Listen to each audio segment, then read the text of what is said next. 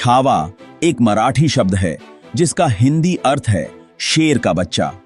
महाराष्ट्र में छत्रपति शिवाजी महाराज को शेर और उनके सबसे बड़े बेटे संभाजी को छावा कहा गया। स्वभाव से अभिमानी और क्रोधी संभाजी अत्यंत पराक्रमी थे। संभाजी ने 9 साल के अल्प शासनकाल में 120 युद्ध किए और इन सभी युद्धों में अपराजेय रहे। अपने शौर्य के लिए विख्यात संभाजी ने महज 14 साल की उम्र में ही बुधभूषण, नखशिख, नायिका भेद तथा सातशातक नामक संस्कृत ग्रंथ लिखकर अपने बुद्धि कौशल का भी परिचय दे दिया था। आपका बिल्कुल टाइम खराब ना करते हुए आगे बढ़ते हैं तो प्लीज आप भी आगे बढ़ने से पहले एक छोटा सा लाइक और सब्सक्राइब बटन प्लीज दबा दीजिए। मध्यकालीन भारतीय इतिहास में छत्रपति संभाजी महाराज का चरित्र चित्रण कई इतिहासकारों तथा साहित्यकारों ने अपने अपने तरीके से किया है। अब सवाल यह उठता है कि पूरे देश में छत्रपति संभाजी महाराज के छावा नाम से पॉपुलर होने की कहानी कब से शुरू होती है। मराठी भाषा के ख्यातिलब्ध साहित्यकार शिवाजी सावंत ने अपने बेहद चर्चित उपन्यास छावा में छत्रपति संभाजी महाराज को एक नायक ही नहीं वरन इतिहास पुरुष के रूप में पेश किया है। शिवाजी सावंत ने अपने उपन्यास छावा में छत्रपति शिवाजी महाराजा को शेर कहा है और उनके बेटे संभाजी महाराज को शेर का बच्चा यानी मराठी भाषा में छावा कहा है।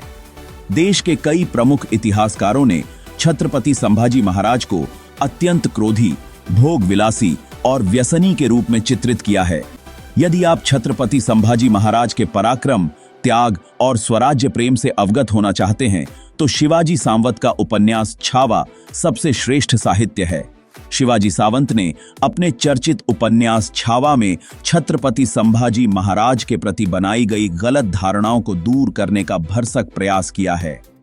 महज 9 वर्ष की उम्र में औरंगजेब से मिलने के लिए अपने पिता शिवाजी के साथ आगरा जाना, आगरा में छत्रपति शिवाजी के साथ संभाजी को भी कैद में किया जाना, मथुरा में एक मराठी ब्राह्मण कृष्ण जी सावंत के यहाँ संभाजी को छोड़कर शिवाजी महाराज का महाराष्ट्र पहुंचना, संभाजी महाराज की दिलेर खान से मुलाकात, छत्रपति शिवाजी महाराज से पन्हाला के किले में भेंट करना आदि। उपन्यास छावा में अत्यंत शक्तिशाली छत्रपति संभाजी महाराज को शिवाजी सावंत ने एक ऐसे नायक के रूप में प्रस्तुत किया है जिसने 1-2 नहीं बल्कि 5 मोर्चों पर एक साथ दुश्मन से युद्ध किया था। महाराष्ट्र के इस छावा को लंदन दरबार ने योद्धा राजकुमार के नाम से संबोधित किया है, जिससे संभाजी का वास्तविक चरित्र उजागर होता है। अभी तक आप चैनल को सब्सक्राइब कर ही लिए होंगे, अगर नहीं किए हैं तो प्लीज अभी कर लीजिए। मध्यकालीन इतिहास के कई तथ्यों को चुनौती देने वाला चर्चित उपन्यास छावा तकरीबन 850 पृष्ठों का है। 1980 ईस्वी में मराठी उपन्यास छावा का प्रथम प्रकाशन हुआ था। तब से लेकर अब तक इसके 12 संस्करण प्रकाशित हो चुके हैं। मराठी फिल्म शिवरायांचा छावा 16 फरवरी 2024 को फिल्मी पर्दे पर रिलीज हुई। यह मराठी फिल्म छत्रपति शिवाजी महाराज के सबसे बड़े बेटे छत्रपति संभाजी महाराज के इर्द गिर्द घूमती है, जिन्हें महाराष्ट्र में शंभू राजा के नाम से जाना जाता है। ऐतिहासिक फिल्म शिवरायांचा छावा ने रिलीज होते ही फिल्मी पर्दे पर धमाल मचा दिया और कमाई करने के मामले में साल 2024 की दूसरी सबसे बड़ी मराठी फिल्म बन गई। एक आंकड़े के मुताबिक इस मराठी फिल्म ने महज 10 दिनों के भीतर 11 करोड़ 20 लाख से अधिक की कमाई की थी। इसमें कोई दो राय नहीं है कि छत्रपति शिवाजी महाराज के सबसे बड़े पुत्र छत्रपति संभाजी महाराज, जिन्हें केवल महाराष्ट्र में छावा कहा जाता था, उनके इस नाम को भारत में पॉपुलर करने में बेहद चर्चित मराठी उपन्यास छावा, सुपरहिट मराठी फिल्म शिवरायांचा छावा, शिवराय का छावा तथा हिंदी मूवी छावा ने महती भूमिका निभाई है। छत्रपति शिवाजी महाराज की प्रिय पत्नी सईबाई से जन्मे छत्रपति संभाजी महाराज जब 2 वर्ष के थे तभी उनकी मां की मृत्यु हो गई। ऐसे में संभाजी महाराज का पालन पोषण उनकी दादी जीजाबाई ने किया था। राजा जयसिंह के साथ हुई पुरंदर की संधि के पश्चात 1666 ईस्वी में छत्रपति शिवाजी महाराज जब औरंगजेब से मिलने आगरा गए तब वह अपने 9 वर्षीय पुत्र संभाजी को भी साथ ले गए थे।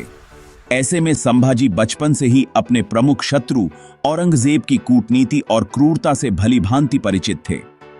छत्रपति शिवाजी जब औरंगजेब को चकमा देकर आगरा के किले से निकल भागे, तब उनके साथ संभाजी भी थे। छत्रपति शिवाजी महाराज ने अपने बेटे संभाजी को मथुरा में एक मराठी परिवार के यहां छोड़कर उनके मरने की अफवाह फैला दी थी, ताकि शत्रु उनका पीछा नहीं कर सके।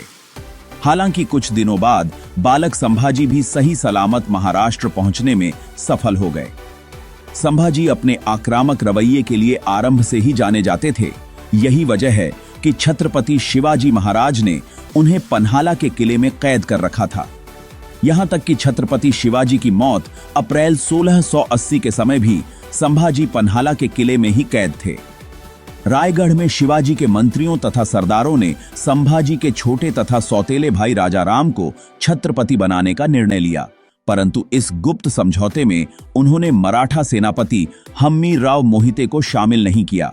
फिर क्या था, संभाजी ने स्वयं को पन्हाला के किले से मुक्त कर लिया तथा हम्मीरराव मोहिते की मदद से रायगढ़ किले को भी अपने अधीन कर लिया। इसके बाद संभाजी ने राजाराम, उसकी मां सोयराबाई, पुराने पेशवा, सचिव और सुमंत को बंदी गृह में डाल दिया। इतना ही नहीं, राजाराम की मां सोयराबाई को षड्यंत्र रचने के आरोप में फांसी दे दी गई। तत्पश्चात जुलाई 1680 में संभाजी छत्रपति के रूप मराठा सिंहासन पर आरूढ़ हुए। शासन के आरंभ में ही छत्रपति संभाजी महाराज ने मुगलों के शहर बुरहानपुर पर आक्रमण कर उसे बर्बाद करके रख दिया। यहां तक कि बुरहानपुर शहर की सुरक्षा में नियुक्त मुगल सेना के परखच्चे उड़ा दिए। इसी के साथ मुगल बादशाह औरंगजेब के विद्रोही बेटे अकबर को संभाजी ने सुरक्षा प्रदान की। इस दौरान संभाजी ने अकबर की बहन जीनत को एक पत्र लिखा। संयोग से वह पत्र औरंगजेब के शुभचिंतकों के हाथ लग गया, जिसे भरे दरबार में औरंगजेब को पढ़कर सुनाया गया। संभाजी द्वारा लिखे गए पत्र का सारांश: बादशाह सलामत केवल मुसलमानों के ही नहीं, बल्कि हिंदुस्तान में रहने वाले सभी धर्मों के हैं। जिस सोच के साथ वह दक्कन आए थे, अब उनका मकसद पूरा हो चुका है, अतः उन्हें दिल्ली लौट जाना चाहिए। एक बार मैं और मेरे पिता उनके कब्जे से छूटकर दिखा चुके हैं। अगर वे यूं ही अपनी जिद पर अड़े रहे तो हमारे कब्जे से छूटकर दिल्ली नहीं जा पाएंगे। यदि उनकी यही इच्छा है तो दक्कन में ही उन्हें अपनी कब्र ढूंढ लेनी चाहिए।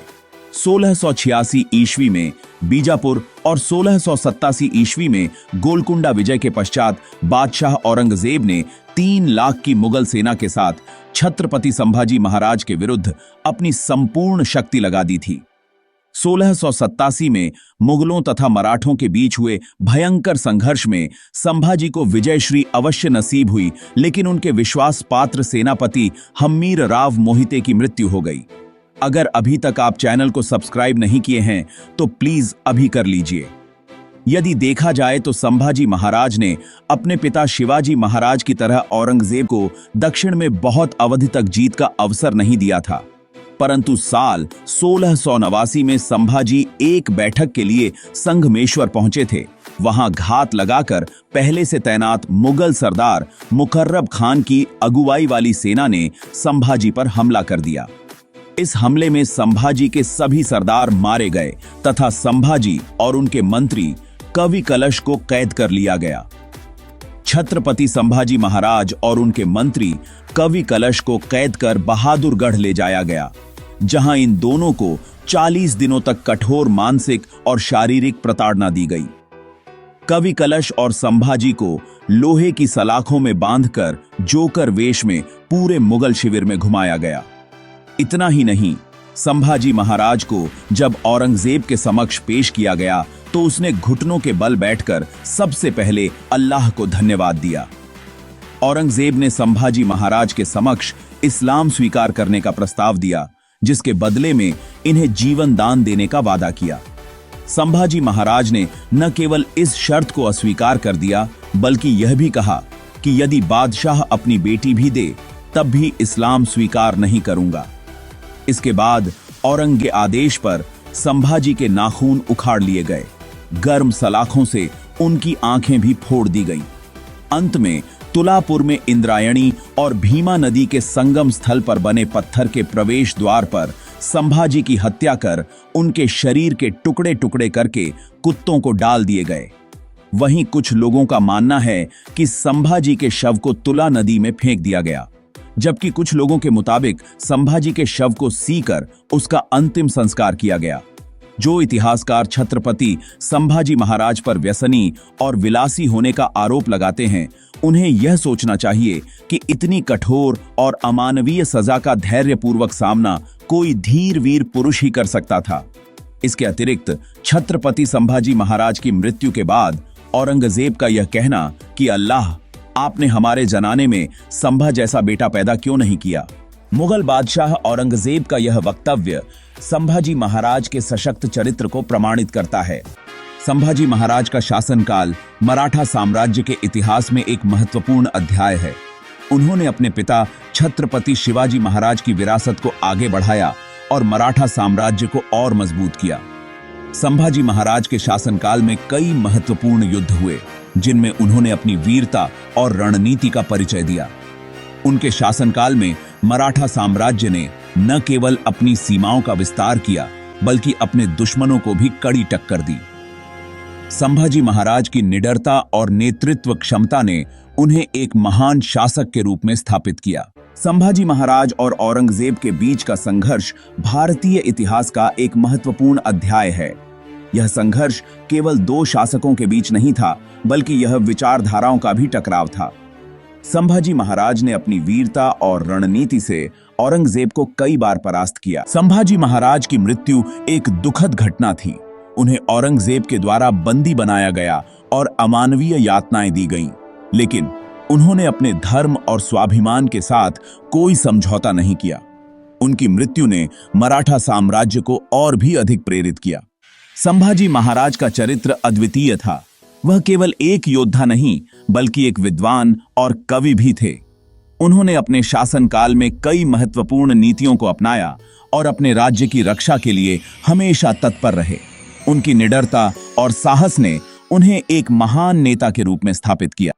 संभाजी महाराज का जीवन और उनकी वीरता हमें यह सिखाती है कि सच्चा नेतृत्व केवल शक्ति में नहीं, बल्कि चरित्र और सिद्धांतों में निहित होता है। उनका संघर्ष और बलिदान हमें हमेशा प्रेरित करता रहेगा। उनकी कहानी भारतीय इतिहास में एक अमर गाथा के रूप में जीवित रहेगी। अगर ये वीडियो आपको अच्छी लगी है तो चैनल को लाइक, सब्सक्राइब और शेयर जरूर कर दीजिए। आपका एक सब्सक्राइब हमारे लिए बहुत मायने रखता है। धन्यवाद।